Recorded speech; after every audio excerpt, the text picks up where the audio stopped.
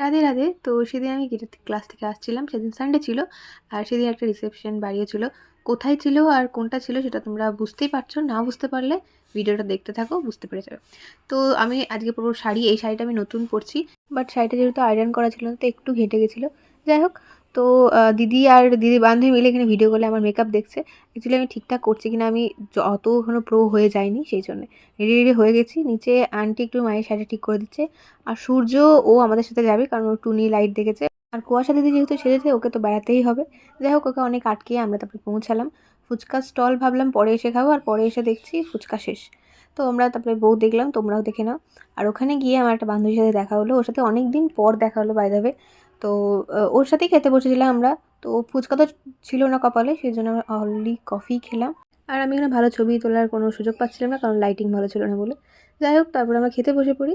আর খেতে খেতে এখানে রিমা গুনগুলো চলে আসে, ওদের সাথে গল্প করি। আমার লুকটা এখানে একটু ভালো আছে, কারণ বাইরে লাইটিং যেহেতু বললাম ছিল না। তো দেখে নাও আর বলো কমেন্ট করে কেমন লাগছে। তো রিমারা ওখান থেকে এখানে কেন এলো আমি জানি না। যাই হোক, চলো এবার দেখে যাক কী কী মেনুতে ছিল। তো প্রথমে তো দিয়েছিল পাতা জলের বোতল, তারপরে দিয়েছিল ভেজিটেবল চপ সস, তারপরে স্যালাড দিয়েছিল, তারপরে দিয়েছিল পোলাও, তারপরে পনিরের তরকারি দিয়েছিল, যেটা খুব সুন্দর হয়েছিল, গ্রেভি গ্রেভি। তারপরে ছিল ভাত ডাল, তারপরে এঁচোড় চিংড়ি দিয়েছিল, বাট আমি তো যেহেতু মাছ খাই না তো নিইনি। তারপরে তো মাছ মাংস ছিল, ওটা নিইনি। চাটনি নিয়েছি, দই নিয়েছি, মিষ্টি নিয়েছি, জোয়ান ছিল নিয়েছি। ব্যাস চলে এলাম খেয়ে দিয়ে।